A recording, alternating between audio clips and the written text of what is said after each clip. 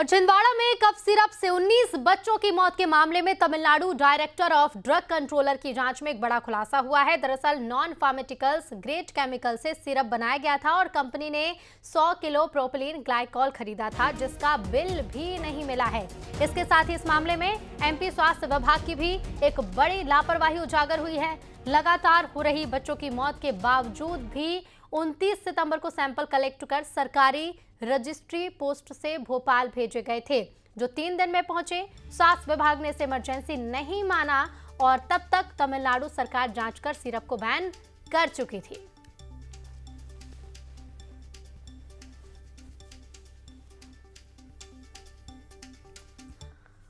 Drug controller general of India के निर्देश पर केंद्र और राज्य की टीमों ने इंदौर की एआरसी कंपनी का रिस्क बेस्ड इंस्पेक्शन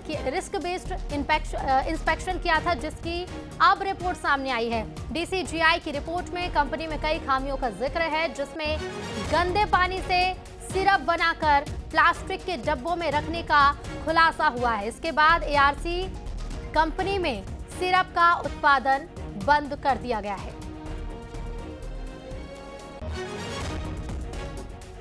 तो गंदे पानी से सिरप बनाया जाता था। डीसीजीआई की रिपोर्ट में यह बड़ा खुलासा हुआ है। एआरसी कंपनी में कई खामियों का जिक्र है।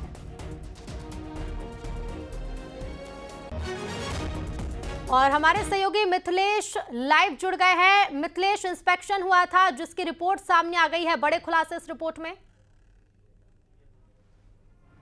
जी बिल्कुल, छिंदवाड़ा में जहरीले कफ सिरप की वजह से लगातार बच्चों की मौत का आंकड़ा बढ़ता ही जा रहा है। फिलहाल इस वक्त हम इंदौर के सावे रोड में मौजूद हैं और इस वक्त एक फार्मास्यूटिकल कंपनी में मौजूद हैं हम, जिसे बंद कर दिया गया, सील किया गया है और कंपनी का नाम है एआरसी फार्मास्यूटिकल। और यहाँ पर भी कफ सिरप बनाया जा रहा था और जो कफ सिरप है, कफ सिरप बनाने के लिए गंदे पानी का इस्तेमाल हो रहा था। हालांकि इसमें drug control general of India की तरफ से जो निर्देश दिए गए थे, उसके बाद ये बड़ी कार्रवाई हुई है। 5 ड्रग्स इंस्पेक्टर्स की जो टीम है, उनकी जांच में ये बड़ी बात सामने आई है। रिपोर्ट तैयार की गई है और सबसे बड़ी बात है कि कोड्रिप जो सिरप में जिस फार्मा का यानी जिस बायोकेमिकल चीज का इस्तेमाल हुआ था, डायथिलीन का, उसकी मात्रा जांचने के लिए भी यहाँ पर कोई भी उपकरण नहीं मिले हैं कि आखिर यहाँ पर जो दवाइयाँ इसमें ड्रग्स इस्तेमाल किए जा रहे हैं वो कैसे नापेंगे, उसका पैमाना क्या होगा, अंदर का जो टेम्परेचर है, टेम्परेचर भी मेंटेन नहीं मिला। और सबसे बड़ी बात है कि बड़ी लापरवाही ये सामने आई थी कि जिस कप सिरप में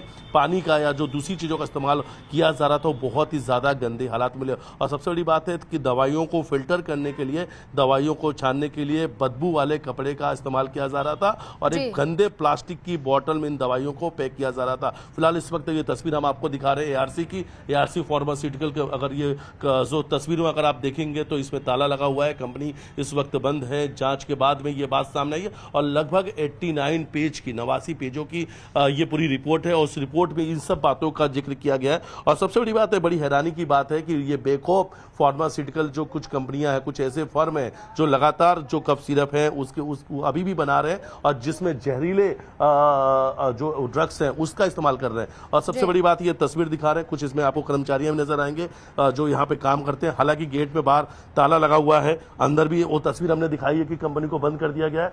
रिपोर्ट के आधार पर बड़ी कार्रवाई की बात कही जा रही है। लेकिन सबसे बड़ी बात है कि जांच टीम को कंपनी में एक नीले रंग का गंदा ड्रम मिला है, जिसमें 50 से 60 लीटर सिरप जो है उसका सस्पेंशन रखा हुआ था। और सिरप में डालने के लिए शक्कर की जो चाशनी है वो गैस के स्टोव पर बनाई जा रही थी, यानी गैस चूल्हे पर शक्कर की चाशनी बनाई जा रही थी। रिपोर्ट कार्ड भी ये बात सामने आई है, बड़ी लापरवाही हो रही थी। शक्कर की चाशनी मिलाने की तैयारी की चल रही थी और वो भी गैस चूल्हे पर। और सबसे बड़ी बात है कि जिस ड्रग्स का इस्तेमाल इसमें किया गया था, डायथिलीन ग्लाइकोल और एथिलीन जो ग्लाइकोल है, उसे नापने के लिए, यानी उसकी जो मात्रा है उसे नापने के लिए कोई भी इक्विपमेंट नहीं मिला और उसी की मात्रा ज्यादा होने की वजह से अभी तक छिंदवाड़ा में जो बच्चों की मौत हुई है, ये बात सामने आई कि उसी की मात्रा ज्यादा होने की वजह से उन बच्चों की जांच चली गई। हालांकि इंदौर में लगातार बड़ी सख्ती देखने को मिल रही है। ड्रग्स इंस्पेक्टर लगातार इस वक्त बड़े एक्शन मोड में नजर आ रहे हैं। लगभग 50 जांच तेज हो गई है मिथिलेश, और जिस तरह से आपने बताया कि शीरा मिला है शक्कर का,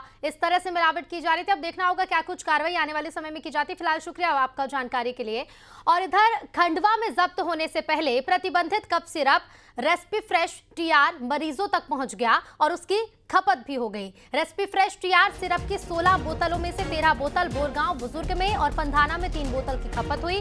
इस दौरान प्रतिबंध के आदेश के बाद 2 स्टॉकिस्ट से 183 बोतल को जब्त किया गया और उसे वापस भेजा गया। आपको बता दें कि जिले में अब तक 20 से ज्यादा मेडिकल स्टोर्स की जांच हो चुकी है और कार्रवाई लगातार जारी है।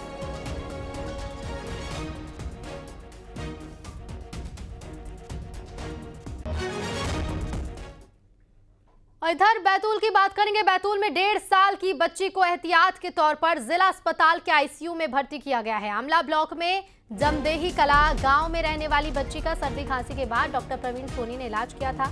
बच्ची को कोल्ड्रिप सिरप देने की पुष्टि नहीं हुई है और बच्ची की हालत सामान्य है। इधर बच्चों की हुई मौत के बाद परिजन सहमे हैं और एहतियातन सीएमएचओ ने टीम भेजकर बच्ची और उसके परिजनों को बैतूल बुलाया और आईसीयू में रखा है। बच्ची की सभी जरूरी जांच कराई जा रही है और रिपोर्ट मिलने के बाद आगे की कार्रवाई होगी।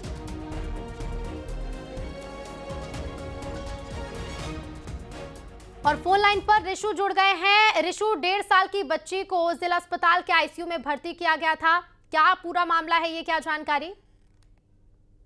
सबसे पहले तो मैं एक बहुत बड़ा अपडेट इस मामले में देना चाहूंगा। जो बच्ची है 1.5 साल की, जिसका नाम किंजल यादव बताया जा रहा है, उसे एहतियात के तौर पर पहले तो बैतूल जिला अस्पताल के जो आईसीयू में रखा गया था, लेकिन अब उस बच्ची को भोपाल एम्स के लिए रेफर कर दिया गया है, क्योंकि डॉक्टर्स का ये कहना है कि हालांकि बच्ची की हालत सामान्य है, लेकिन जो और भी जो जरूरी जांचें हैं, जो किडनी और जो वाइटल ऑर्गन्स की जांच है, वो एम्स हॉस्पिटल में बेहतर तरीके से हो पाएंगे। इसलिए जो बच्ची है उसे एम्स के लिए रवाना कर दिया गया है बैतूल से, और अब कुछ ही देर में बच्ची को लेकर के डॉक्टर्स की टीम यहाँ से भोपाल एम्स के लिए निकल रही है।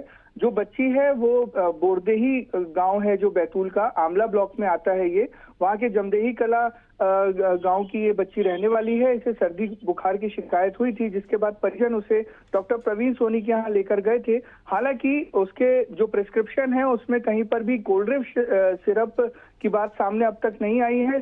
जो डॉक्टर्स की टीम जांच करने गई थी उन्होंने भी अभी कुछ भी बताने से इनकार किया है, लेकिन उनका ये कहना है कि कोल्ड्रिप सिरप की बात तो अभी सामने नहीं आई है, लेकिन एहतियात के तौर पे फिर भी बच्ची को बैतूल लाकर जांच की गई है और अभी उसे भोपाल एम्स के लिए रवाना कर दिया गया है। बिल्कुल, और अब भोपाल एम्स में देखना होगा जांच में क्या कुछ निकलकर सामने आता है। रिशु, फिलहाल शुक्रिया आपका जानकारी के लिए। और इधर सीहोर के भैरुंदा में दुर्गा विसर्जन के दौरान हुई हर्ष फायरिंग का वीडियो वायरल हो रहा है। दिगबाट गांव में विसर्जन के दौरान हर्ष फायरिंग करने वाले युवक ने ही इस वीडियो को अपने सोशल मीडिया अकाउंट पर पोस्ट किया और अब पुलिस मामले की जांच में जुटी है।